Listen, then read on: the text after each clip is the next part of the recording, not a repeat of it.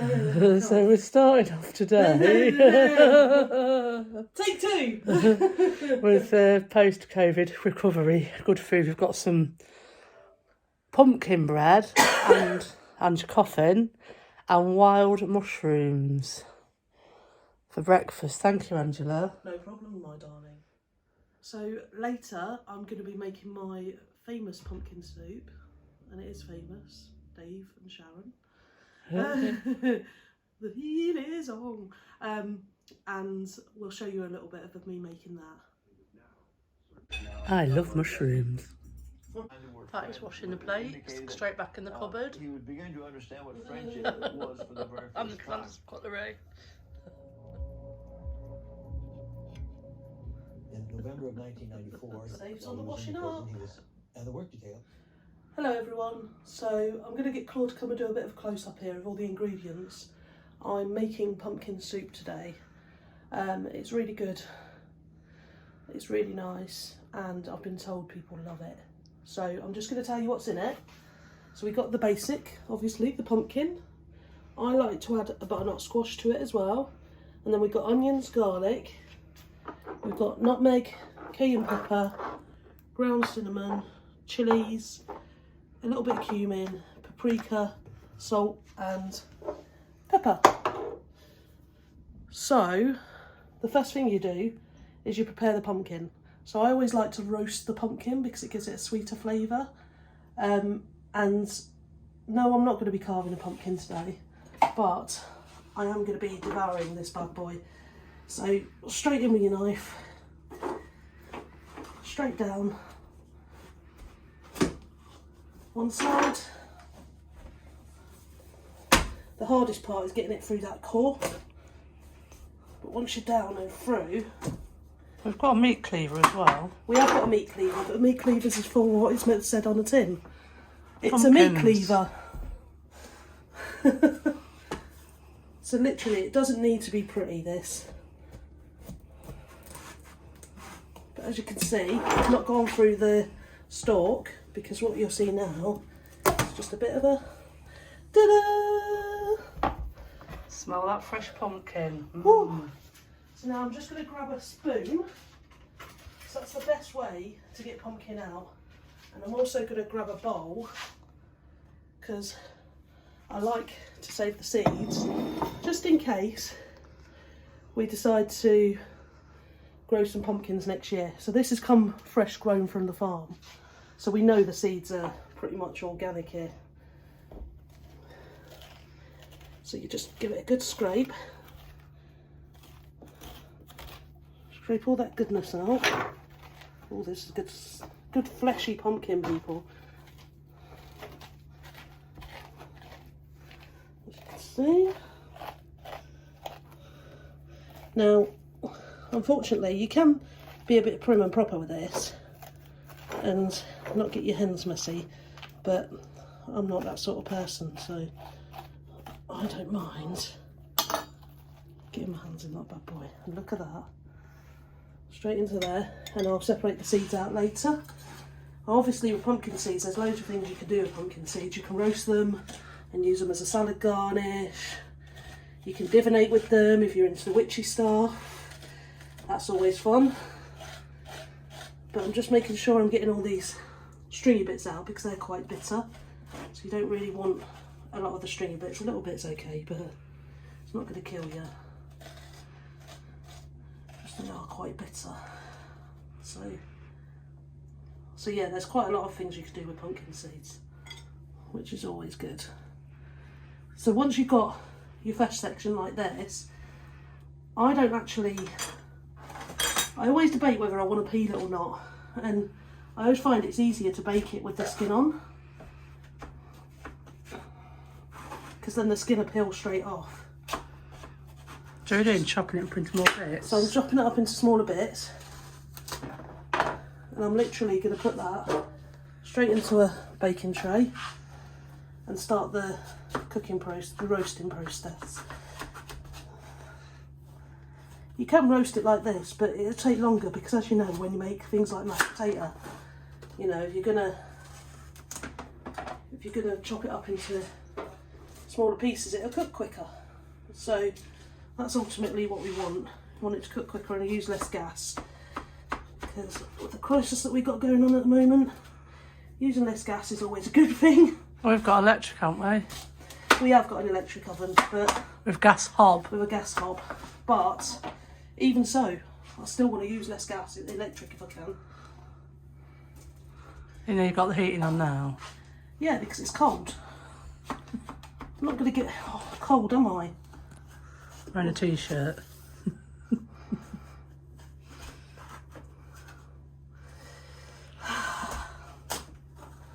So We've also been gifted an air fryer, which we'll do some air fry meals when we do start on that as well. Sorry, Angela, I'm distracting. Carry on. likes to distract. Carry on. So there's not much more to do right now, apart from keep chopping this and keep putting it in the oven. So what temperature in the oven you put it on? So I'll put it about, I like to properly slow roast it. So I'll put it about 150-ish For how long? until it's done. Give an estimate, Angela. An estimate, 20 minutes. Half an hour. Keep 25 checking on minutes. it. So we're going to cut to the chase. Once it's done, we're going to cut back and we'll show And you. we'll show you the next piece, which will be I cook the butternut squash in exactly the same way. I'll cook it with the pumpkin. So not this whole half won't go in with one tray, unfortunately. No, you've got to do it separately because we haven't got a massive oven. So I'm going to have at least 2 trays. I've got my tray like that now. Now what I'm going to do is add some oil to it. Some good virgin olive oil for me. So just drizzle it over as much as you want.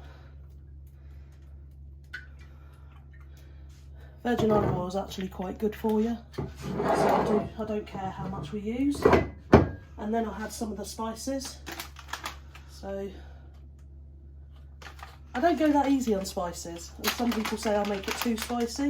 But I quite like a nice bit of kick. paprika. That's paprika. Just sprinkle it over.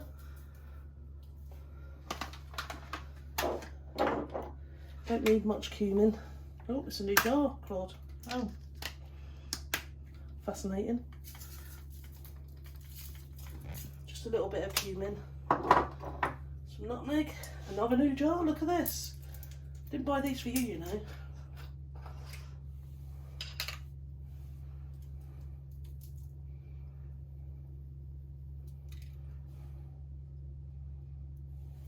Just another bit.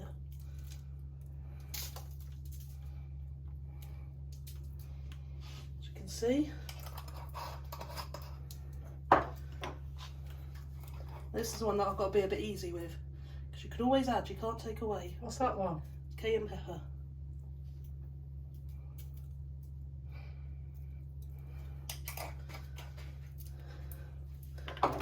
Bit of ground cinnamon.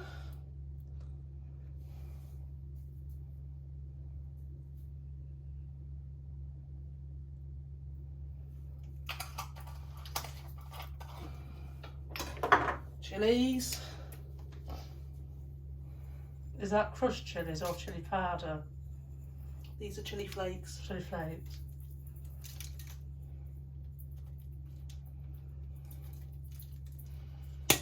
Bit of salt.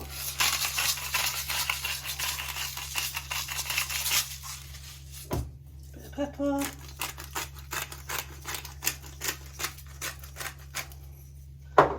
In the oven. That should have been preheated, by the way. Oops. And then I'll start on the next tray. So I'm going to cut the butternut squash now. I'm not going to use all of this because I want some of this for breakfast in the morning, because I'm going to make my scramble in the morning. So I'm just going to take off some of it, and I'm literally going to take this off in rounds. Okay.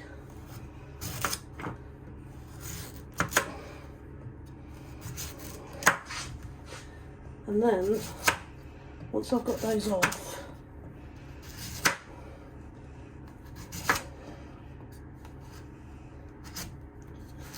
so that's all I'm going to use of the butternut squash. But once I've got those off, I'll look for a small knife, and I'm just going to peel it.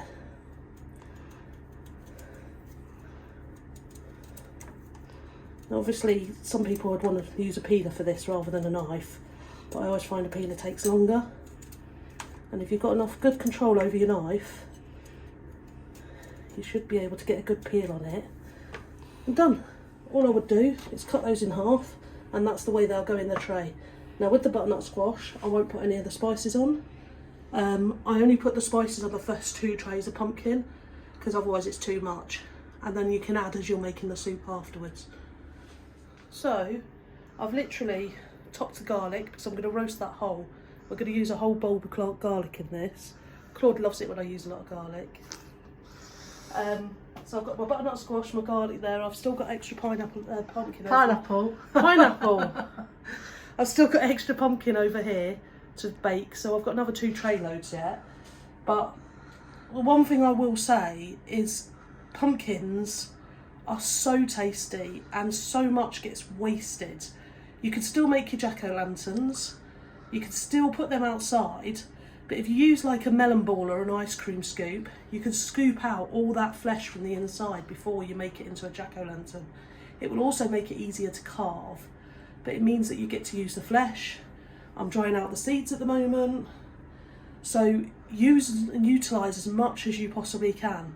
And they do say don't leave your pumpkins outside at a low height because it gives hedgehogs diarrhoea.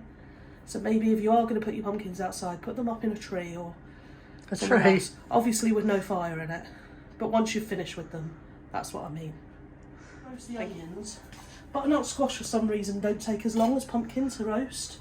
So I roast the onions and the pumpkin and the garlic together. So I'll just literally top and tail the onions. And if I cry on camera, I do apologise. But these are good solid onions here. Look at this, proper green onions.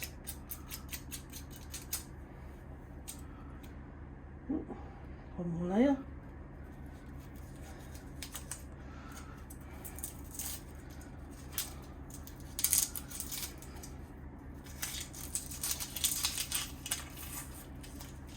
Okay, then I literally just quarter these.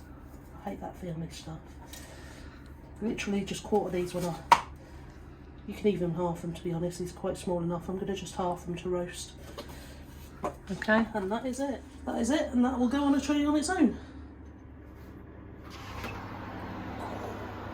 Oh, toasty. It smells lush as well. Ooh, quick taste. Soft. Good work. It's all good. It's all good. I'm just going to leave that one in there for a second. And I'm just going to show you quick how we would just take this skin off.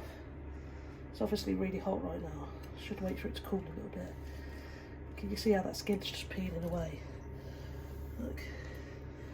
Just hoping it'd peel off in one go, like it normally does. There you go. It's not doing what it normally does, people. So just get a bit of a knife behind it and look how easy that skin is to... So we don't keep the skin. No. Although I wonder if you can roast that and make it really crispy and then eat it. It's like a crisp. I don't know. Be It's nice to be a interesting. bit to eat and a little chunk to eat. What of the skin? No, the pumpkin. That'll do. Oh, it's dead nice. Yeah? Mm. Good. Squeezy garlic time. Oh. How nice is that? Proper roasted garlic. It's bloody hot though.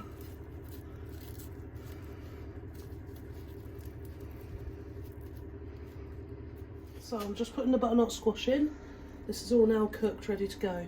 You can tell the butternut squash is done because look, it's all gooey. Gooey. It's all gooey and luscious. And I don't know about you, but I love onion. Claude's not such a big fan, but you can see don't how mind gooey and cooked lovely onion. the onion is as well. Cooked onion's fine. It's when it's Look at that. raw. It's lovely. Is it lovely? Is it Lovely. Angela? It's lovely. So that big bowl full of goodness that literally you can see my spoon is not fussing about getting through at all. Now, what I'm just going to do is just make a little bit of stock.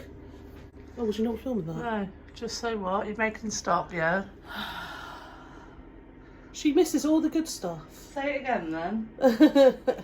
So I'm just going to make a little bit of stock just so that I've got a little bit of liquid in there because that's feeling a little bit dry to me. So it just needs a bit of stock because otherwise it's going to be, well, that's quite munchy already and crushy and gooey and lovely. I'm just going to get a bit of stock in there now.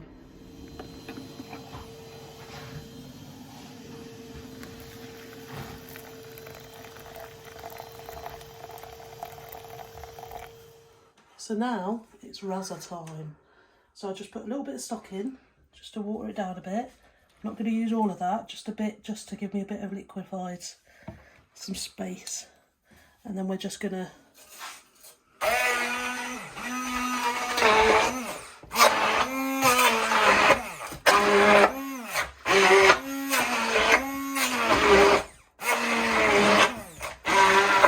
It's going to be a bit more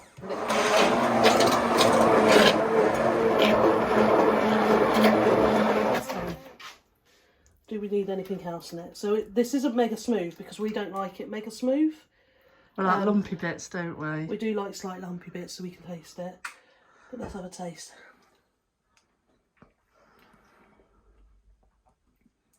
Here comes the aeroplane. Choo choo. That's not an aeroplane, that's nee. It's like having like pumpkin pie, which we had yesterday from the farm shop, wasn't it? Like added cakes, like baby food, but lush. Because you got to give the baby a dummy sometimes. Funny, aren't you? You always laugh at that, don't you? I've also put pumpkin bread with it as well. And regular orange.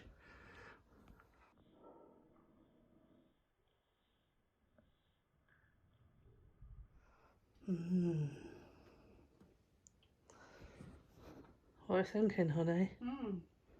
Yeah? probably one of the best actually, I would say.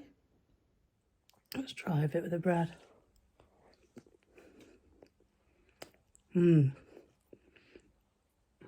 Very healthy, very tasty, very winter warming, good for you. Thank you, honey.